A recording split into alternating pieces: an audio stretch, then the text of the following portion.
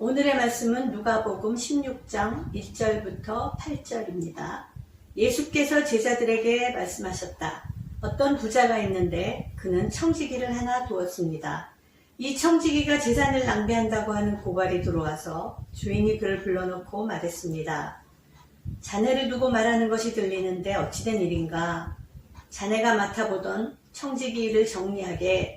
이제부터 자네는 청지기 일을 볼 수 없네. 그러자 그 청지기는 속으로 말했습니다. 주인이 내게서 청지기 직분을 빼앗으려 하니 어떻게 하면 좋을까? 땅을 파자니 힘이 없고 빌어먹자니 부끄럽구나. 옳지, 좋은 수가 있다. 내가 청지기의 자리에서 떨려날 때에 나를 자기네 집으로 맞이해줄 사람들을 미리 마련해야겠다. 그래서 그는 자기 주인에게 빚진 사람들을 하나씩 불러다가 첫째 사람에게 당신이 내 주인에게 진 빚이 얼마요? 하고 물었습니다. 그 사람이 기름 100마리요 하고 대답하니 청지기는 그에게 자, 이것이 당신의 빚 문서요. 어서 앉아서 50마리라고 적으시오 하고 말했습니다. 그리고 다른 사람에게 당신의 빚은 얼마요? 하고 물었습니다. 그 사람이 밀 100섬이요 하고 대답하니 청지기가 그에게 자, 이것이 당신의 빚 문서요. 받아서 80섬이라고 적으시오 하고 말했습니다. 주인은 그 불의한 청지기를 칭찬했습니다. 그것은 그가 슬기롭게 대처하였기 때문입니다. 이 세상의 아들들이 자기네끼리 거래하는 데에는 빛의 아들보다 더 슬기롭습니다. 아멘.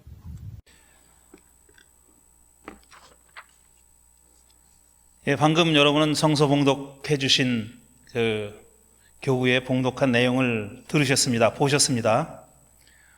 자, 오늘 성서 봉독 담당한 교우께서 저에게 문자를 보내셨습니다. 8절이 무슨 뜻인지 도저히 알 수가 없는데 이거 맞는 겁니까? 라고 물었어요. 그래서 제가 대답하기를 바로 그 점이 관건입니다. 이렇게 대답을 했죠. 그러니까 읽으시는 분도 이 8절의 내용이 도대체 이상한 겁니다. 맞지 않다고 보인 거죠. 이 불의한 청지기의 비유라는 이름이 붙어 있는 이 비유는 예수님이 하신 많은 비유들 가운데 가장 헛갈리는 이상한 비유입니다. 그러니까 공감할 수 없는 그런 비유죠. 그래서 어떤 사람은 예수가 이렇게 말했을 리가 없다. 뭐가 잘못된 거다. 이렇게 말하는 사람들까지 있을 정도입니다. 뭐 설마 그랬겠습니까? 그렇지는 않았겠죠. 다만 우리가 이해하기가 좀 어려운 그런 내용인 건 사실입니다. 따라서 당연히 이 성서를 연구하는 학자들 간에도 가장 논란이 많이 되어온 비유가 바로 이 불의한 청지기의 비유입니다. 내용은 이렇죠. 방금 읽었지만 요약해서 말씀드리면 어떤 부자에게 청지기가 한 사람이 있었습니다. 관리자입니다. 이 사람은 관리자, 중간 관리자. 청지기가 있었는데 그 청지기가 주인의 재산을 낭비한다는 얘기가 들려온 겁니다. 주인이 그 얘기를 듣고 그를 만나서 해고를 통지합니다. You are fired. 이렇게 얘기한 거죠. 당신 해고야. 그러자 그 청지기는 자기가 이제 해고당한 다음에 어떻게 살아갈 것인가 하는 방도를 연구한 겁니다. 모색한 거예요. 청지기 그 자신의 말 맞다나 땅을 파자니 힘이 없고 빌어먹자니 너무 구차하고 창피하게 여겨져서 그런 잔꾀를 냅니다. 잔머리를 굴린 거죠. 그래서 주인에게 빚진 채무자들을 하나씩 불러서 그들의 채무 증서를 변조한 겁니다. 그래서 빚을 대폭 삭감해 줍니다. 깎아줍니다. 그렇게 하면은 자신이 해고된 뒤에 자기가 베푼 은혜에 대한 보답을 그 채무자들이 해줄 것이라고 그렇게 믿고 이런 조치를 취한 겁니다.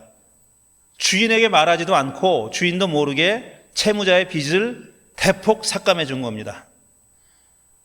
그런데 이 자초지종을 들은 주인이 한 말과 행동이 이게 문제가 되는 거죠. 이 주인이 정말 의외로 이 청지기가 슬기롭게 처신했다고 칭찬했다는 겁니다. 자기 재산을 낭비한다는, 청지기가 자기 재산을 낭비하고 있다는 소문을 듣고 그를 해고했는데, 그 청지기가 또 한 번 자기 재산을 낭비한 거잖아요. 자기 마음대로 채무자의 빚을 막 삭감해 줬으니까.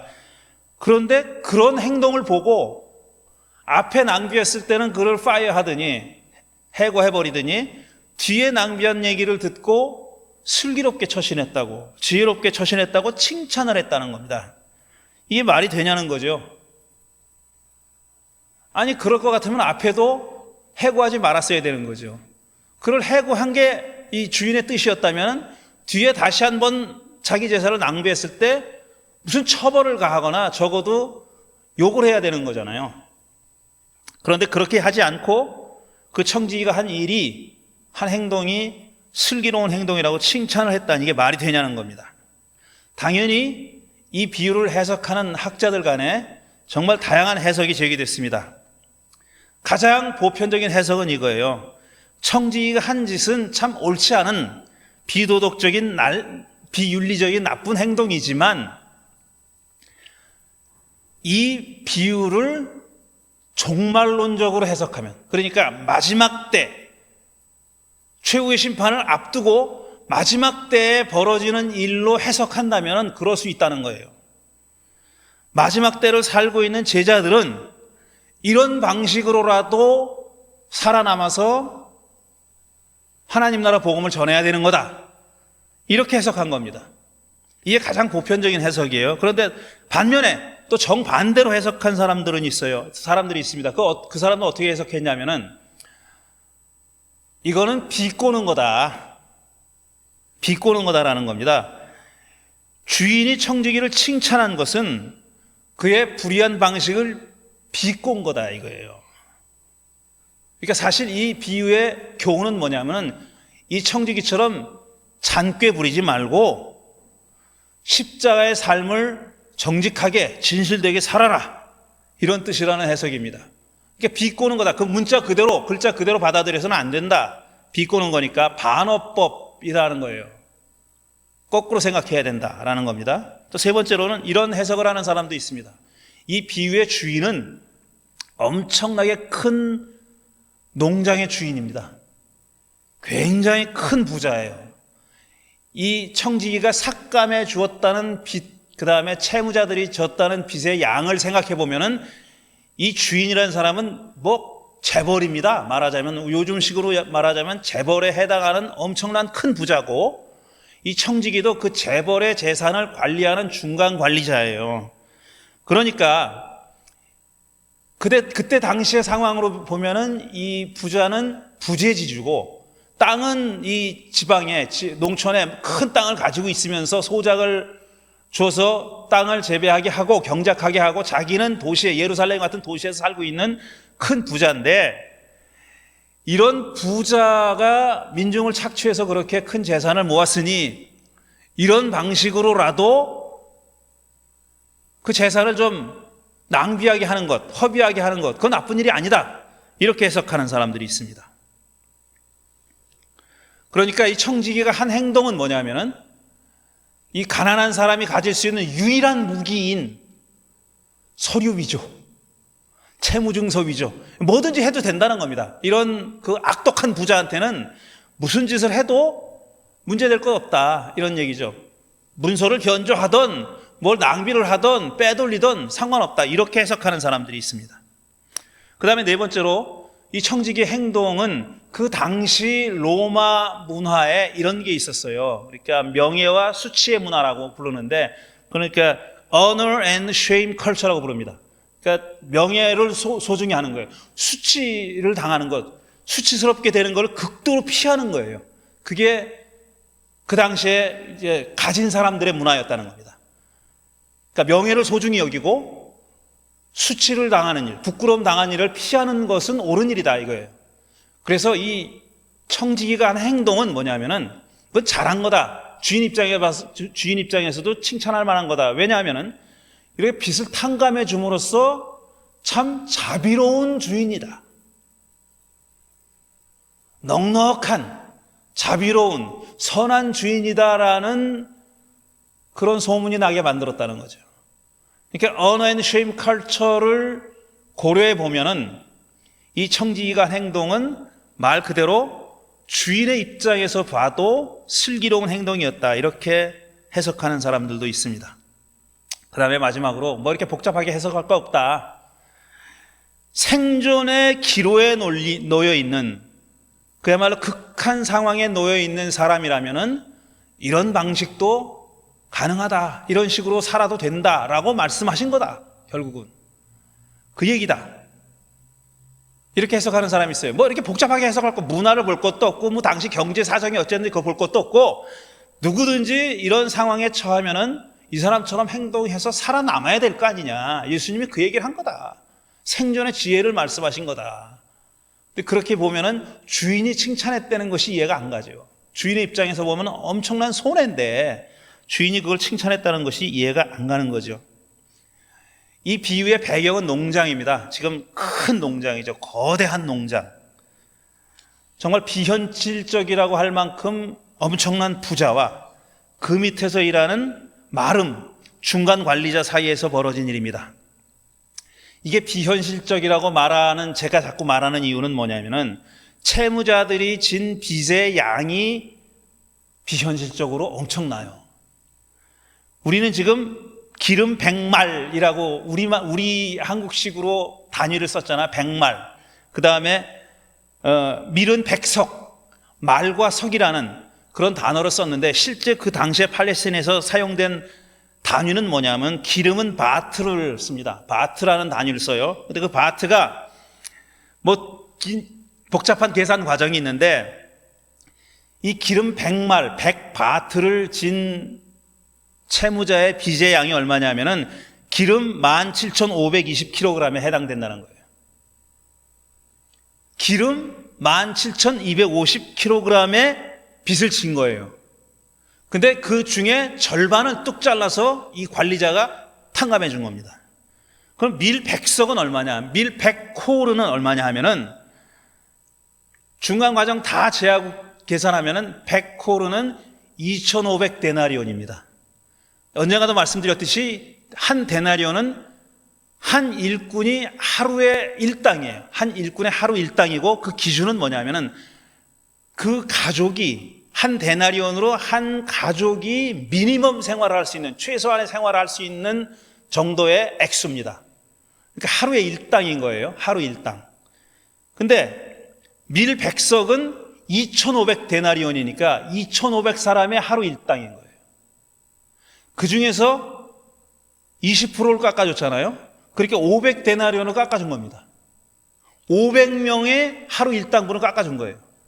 그러니까 제가 비현실적이라고 말할 만큼 이렇게 큰 빚의 양이고, 탕감받은 액수도 이렇게 엄청난 액수라는 겁니다. 이만한 재산을 관리하는 청지기는 당연히 그 이전에는 주인의 두터운 신임을 받았을 거라고 생각합니다. 왜냐하면 이런 엄청난 액수의 돈을, 주인의 돈을 관리할 책임을 맡은 사람이면은 엔간히 신임하지 않으면은 이 사람에게 이런 것을 맡길 리가 없잖아요. 그러니까 신임이 두터운 충성스러운 관리자였을 거라고 짐작할 수 있어요. 그런데 그가 주인의 재산을 낭비하고 있다는 소문이 들려온 겁니다. 어떤 식으로 낭비했을까? 우리는 알 수가 없어요. 그러니까 자기가 빼돌렸는지, 주인의 재산을 일정한 정도로 빼돌렸는지, 아니면은 이 마름이, 이 관리자가 자기 마음대로 탕감해 줬는지 우리가 알 수가 없어요. 어쨌든 낭비했다는 소문을 듣고 주인은 그 자리에 와서 자초지종을 따지지도 않고 그야말로 그 자리에서 해고해버립니다. 당장 나가라고. You are fired. 바로 얘기해 버린 거예요. 확인 절차도 없이 해고 통보를 해버린 거죠. 요즘 영화를 보면, 특히 미국 영화를 보면은 이런 장면이 많이 나오죠. 해고당한 사람이 그 자리에서 바로 이 종이박스에다가 자기 짐 싸가지고 나가잖아요. 무슨 시간을 안 줘요. 그건 아마 기업의 무슨 비밀 같은 걸 알고 있기 때문에 그렇겠죠. 정보를 가지고 있기 때문에 그 정보에 접근하지 못하게 하기 위해서 그럴 겁니다. 너 해고야 그러면 시간 주지 않습니다. 그 자리에서 짐 싸가지고 나가라 그래요. 경찰도 그러더라고요. 뭐 드라마 보니까 경찰도 바로 해고당하면 그 자리에서 짐 싸가지고 쫓겨나던데, 배지 하고 총하고 다 반납하고 바로 쫓겨나던데, 아마 이때는 그러진 않았던 모양이에요. 어느 정도 정리할 시간이 주어졌던 모양입니다. 이 청지기는, 이 관리자는 그 정리할 시간을 활용한 겁니다. 청지기는 위기를 맞았죠. 생애 이런 처음으로 맞이하는 중대한 위기였을 겁니다. 평생 이 사람이 해온 일이라고는 이 부잣집의 청지기 역할이 전부였는데, 그게 자기의 평생 직업이었고 그렇게 되리라고 믿고 살았는데 갑자기 해고당한 겁니다. 살아갈 길이 막막하죠.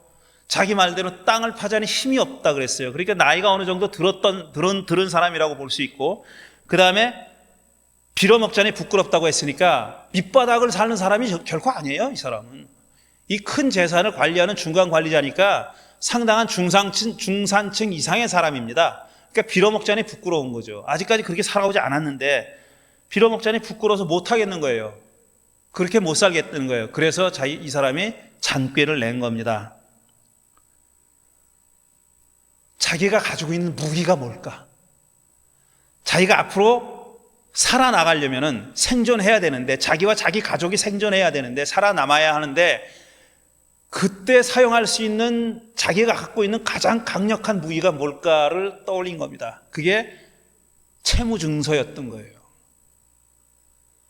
빚쟁이들이 얼마나 빚을 지고 있는지, 언제 빚을 졌고 언제 갚아야 되는지 하는 것을 자세히 적어놓은 채무증서가 자기 무기인 겁니다. 그래서 채무증서를 가지고 채무자들을 한 사람씩 불렀어요. 무대 위로 다 부른 게 아니라 한 사람씩 불러가지고 당신 얼마나 빚졌어, 이렇게 고쳐줄 테니 여기 사인하시오, 이렇게 한 거예요. 이 채무증서가 얼마나 강력한 무기였냐 하는 것을 보여주는 사례들이 많이 있습니다.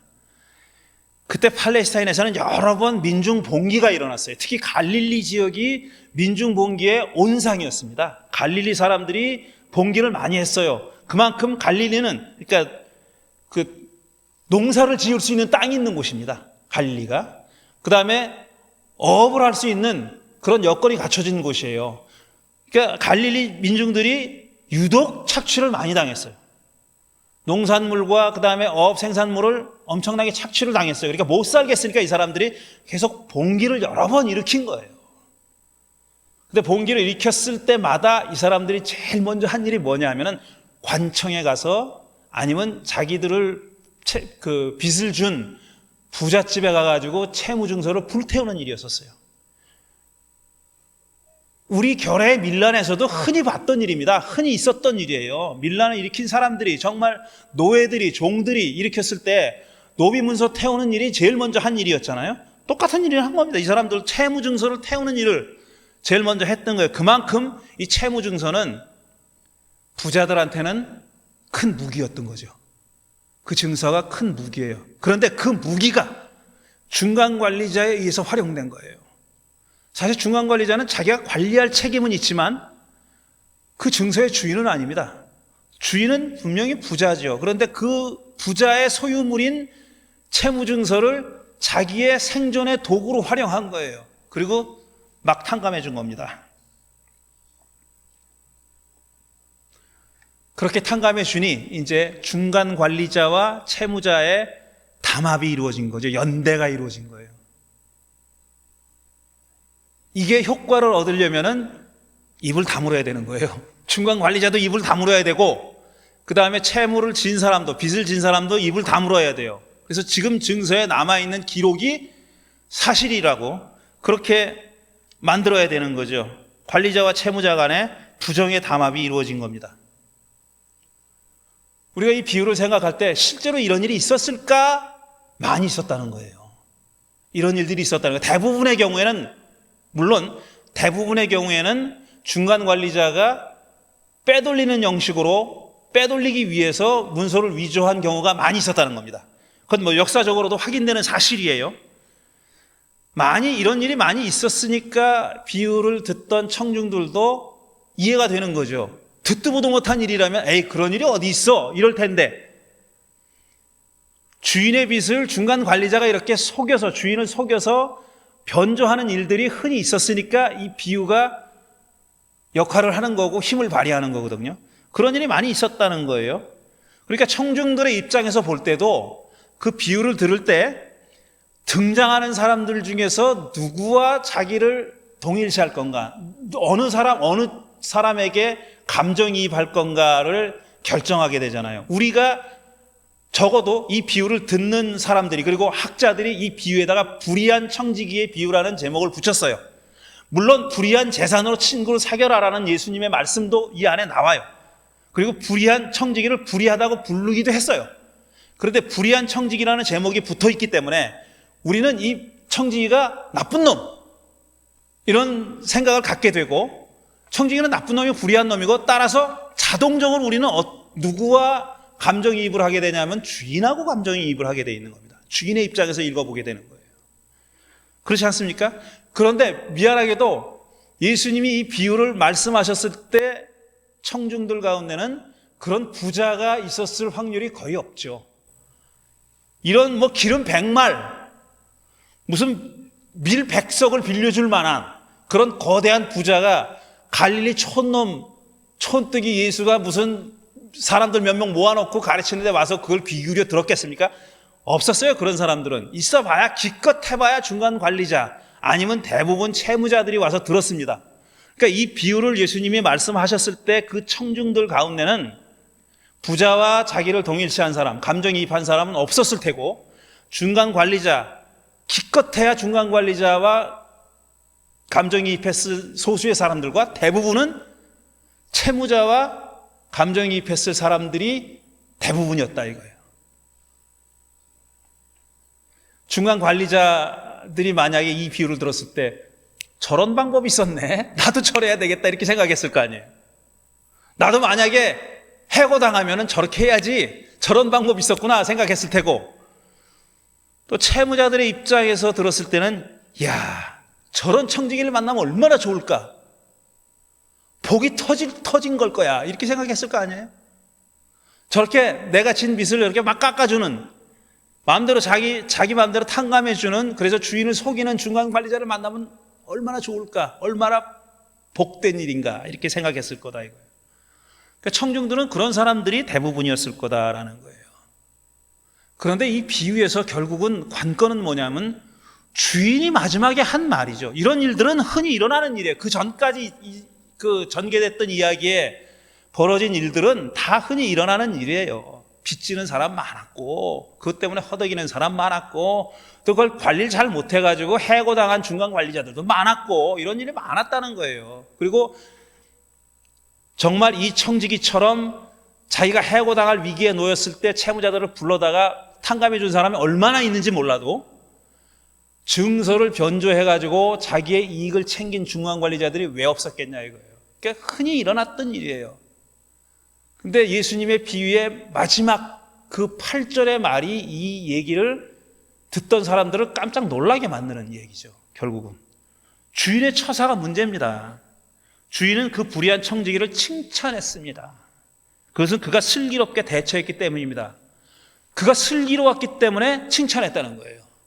자, 자기 재산을 낭비했다고 해고했는데 그 재산을 또 낭비한 자를 칭찬했다고. 이유는 그가 슬기로웠기 때문이다. 이걸 어떻게 이해해야 되는 겁니까? 이걸 어떻게 이해해야 되는 거예요? 근데 슬기롭다는 말을 예수님이 다른 데서 사용한 경우도 있었어요. 한 군데만 예를 들죠. 그게 마태복음입니다. 이렇게 말씀하셨어요. 마태복음 10장인가 이렇게 말씀하셨어요. 어디 갔어? 근데 여기 있구나. 죄송합니다. 한참 먼 걸 안 보고 하다가 먼 걸 어디를 하고 있는지 잊어버렸어요. 죄송합니다. 마태복음 10장 16절인데 이렇게 말씀하셨어요. 예수님이 제자들을 하나님 나라 복음을 전하라고 내보내시면서 이런 말씀을 하십니다.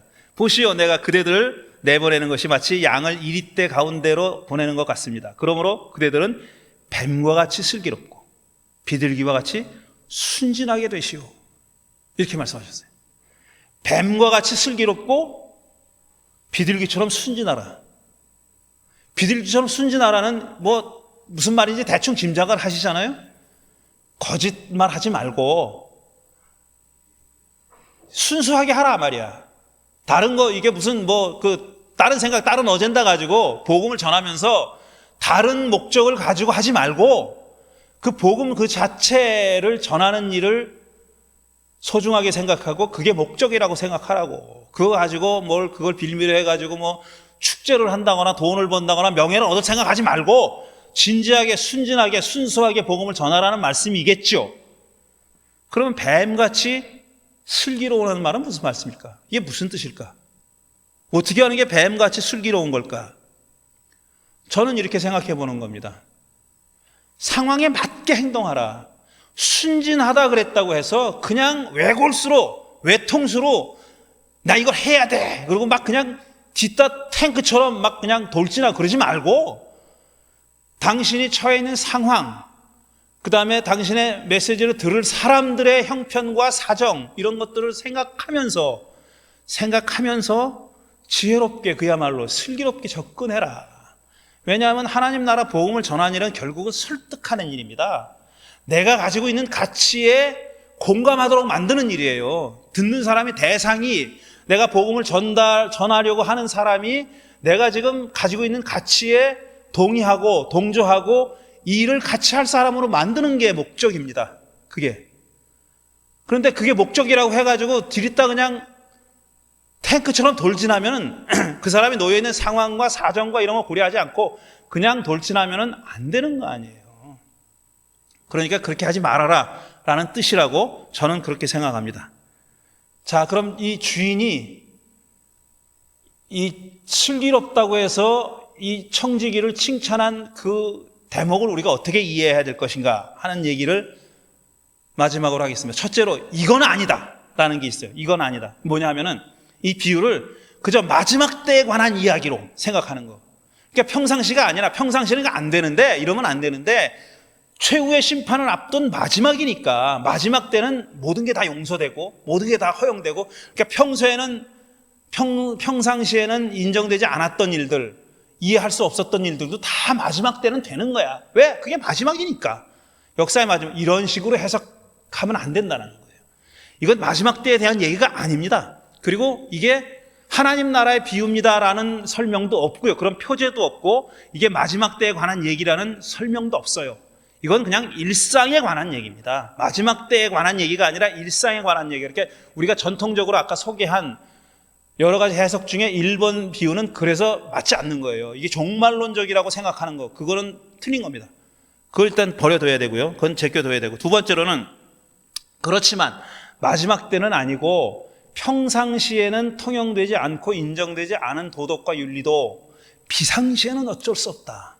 왜냐하면 생존이 달린 그런 비상한 때는 이런 것들도 이런 행동들도 용인되고 이해할 수 있다라고 보는 사람들이 있습니다. 일리가 있어요. 근데 지혜롭다고 말하는 거는 조금 다른 얘기라고 생각해요. 왜냐하면 그럴 수 있어. 그러니까 주인이 칭찬할 때 그래 잘했어. 너 먹고 살라 그랬지. 이해한다. 내가 그 정도는 봐주지. 이러면 모르겠어요. 근데 뭐라 그랬냐면 지혜롭다 그랬어요. 지혜롭다 그러면서 칭찬했는데 그러니까 생존이 걸려 있을 때 일반적인 상식과 윤리를 벗어나는 행동을 했다고 지혜롭다고 하진 않잖아요. 저는 그건 아니라고 생각합니다. 근데 이거 여기서부터는 제가 상상하는 거예요. 그 어느 누구도 얘기하지 않는 건데 저는 이렇게 생각하는 겁니다. 왜 주인이 지혜롭다고 생각했다면 주인은 분명히 이 청지기가 자기 재산을 낭비한 나쁜 놈이라고 생각하는 건 맞아요. 근데 그는 지혜롭게 행동했다는 거예요. 그게 뭐냐면은 어떤 점에서 그가 지혜로웠냐면은 분명히 타의이긴 했어요. 스스로 그렇게 한 건 아니고 그 다음에 어떤 타의였고 이기심에서 나온 건 분명해요.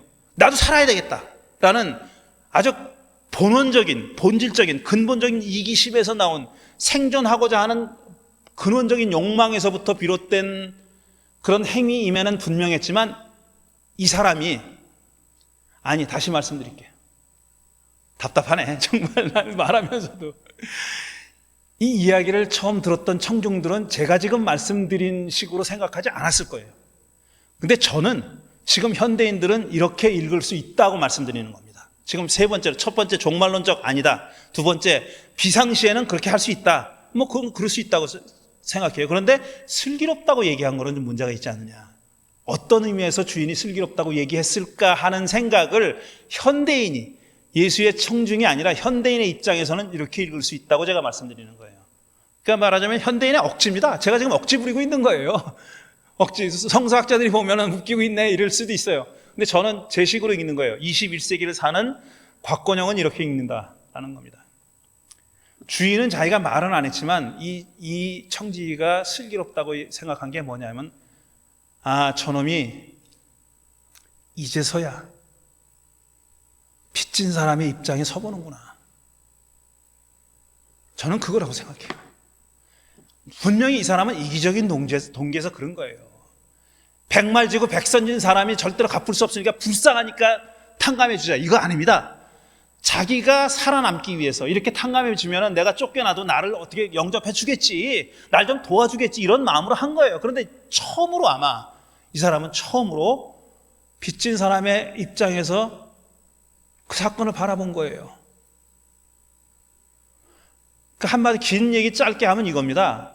주인이 슬기롭다고 얘기한 거는 역지사지한 거다. 그리고 주인의 입장에서도 물론 그렇게 이 사람이 생이 바뀌진 않았을 거예요. 앞으로는 내가 역지사지 입장에서 나한테 빚진 놈들을 다 탕감해 줘야지, 이런 생각 안 하고 살았을 거예요. 하지만 한 번이라도 그때 한번 생각해 본 겁니다. 아, 이게 이렇게 달라지는 거로구나. 내가 선 자리에서 세상을 바라보는 것과 저 사람이 본 자리에서 세상을 바라보는 게 이렇게 다르구나. 이 청지기는요, 다시 말씀드리지만 이기적인 그런 동기에서 삶의 코너에 몰려서 타의에 의해서 그렇게 된 거예요. 타의에 의해서 빚쟁이의 입장에서 한번 바라본 겁니다. 세상을. 나는 그걸 슬기롭다고 21세기에는 그렇게 읽어도 된다, 이렇게 생각하는 사람이에요. 제가 엊그저께 즐겨 듣는 유튜브, 노무현 재단에서 만드는 유시민의 알릴레오를 들었습니다. 윤은길 작가의 9켤레 구두로 남은 사내 얘기를 하더라고요. 지금 민주당의 대통령 후보인 이재명 씨가 나와서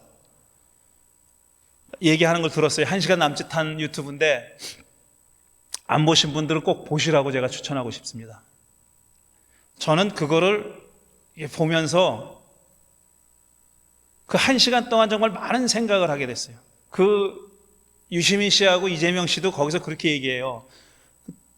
이 소설을 안 읽으신 분은 뭐 어쩔 수가 없는데, 이게 광주 대단지 얘기고, 그러니까 청계천에서 철거돼가지고 광주로 쫓겨나가지고 이제 판잣집에서 그 살던 사람들 얘기예요. 그 중에 이제 주인이 있고, 그 다음에 새들어 사는 사람이 있고, 이런데 주인은 이제 학교 선생이고, 새들어 사람은 대학 나온 사람이지만, 이게 광주 대단지에서 일하다가 거기서 그 활동하다가 이제 해고당한 사람이에요. 근데 자기는 대학 나온 사람이라는 자부를 가지고 있고, 출판사에서 일했던 자부심을 가지고 있는 사람인데, 제가 하도 옛날에 읽어가지고 다 잊어버렸는데, 내용도 다 잊어버렸는데, 그 얘기를 들으면서 새록새록 생각나더라고요.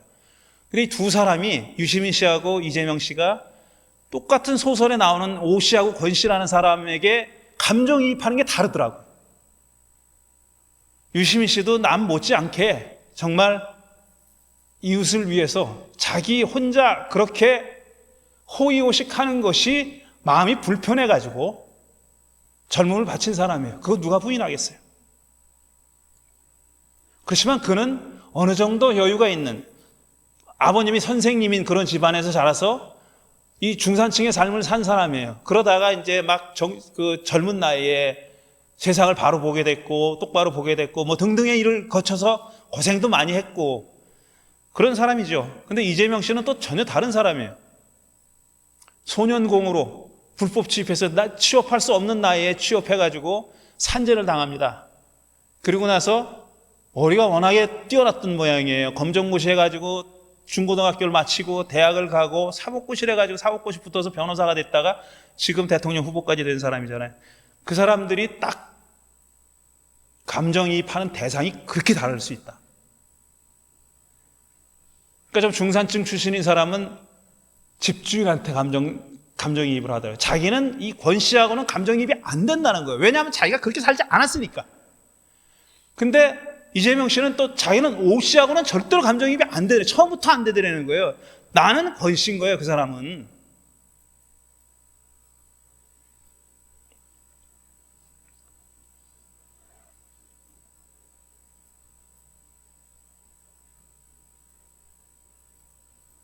제가 아까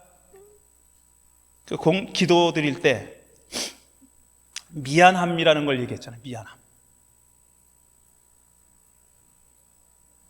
근데 이 미안함을 느낀다는 거는 그러니까 우리 이웃에 대해서 내가 지금 살고 있는 어느 정도의 안정된 삶에 대해서 미안함을 느낀다는 것은 뭐냐 하면은 잠시라도 아주 짧은 시간일지는 몰라도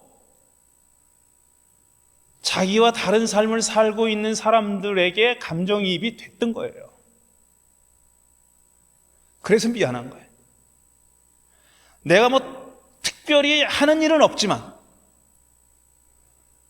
내가 나의 존재를 다 버리고 그들과 함께 사는 그런 삶은 살지 못하지만 미안하고 뭐라도 해야 될 것 같고 이렇게 살아서는 안 되지라는 생각을 자꾸 하게 되는 이유는 뭐냐면은 아주 잠깐이지만 아주 잠깐이라도 그렇게 감정이입을 했기 때문입니다. 그건 굉장히 슬기롭고 지혜로운 일이라고 생각해요. 그런 사람들이 나중에 좋게 될 거다. 이재명 씨처럼 대통령 후보가 될 거다. 이런 얘기가 아니라 그 사람의 삶은 조금이라도 더 따뜻해질 수 있고 따뜻한 게 뭐라는 것을 경험해 볼 수 있고 잘은 못하지만 내 주위에 내가 손을 뻗쳐야 하는 사람들이 있다는 것이 나의 삶의 어떤 동력이 되는 그런 경험을 한 겁니다. 저는 이건 너무나도 소중한 그런 경험이라고 생각합니다. 사람들은 정당화라는 말을 해요. legitimation, 정당화라는 말을 해요. 무슨 어떤 이데올로기를 정당화한다. 어떤 가치를 정당화한다. 내가 가진 가치를 정당화하는. 내가 이런 삶을 사는데 이런 삶을 이게 옳다라고 정당화해야 그렇게 살 수 있는 거 아닙니까? 정당화하면서 살아요. 그런데 문제는 뭐냐면은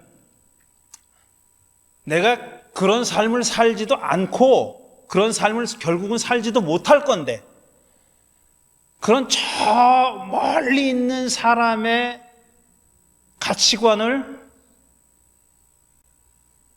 자기 걸로 삼는 사람들이 있어요.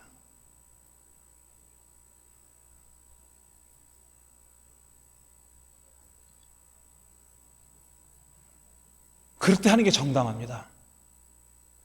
자기 가치관이 돼서는 안 되는데 또 그게 가치관이 되지도 않는데 그렇게 물질로 되지도 않아요.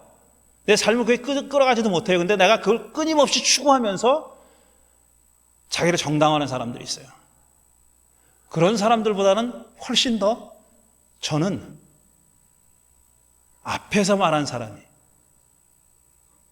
더 따뜻하고 풍요로운 삶을 살 수 있다라고 그렇게 믿는 사람입니다.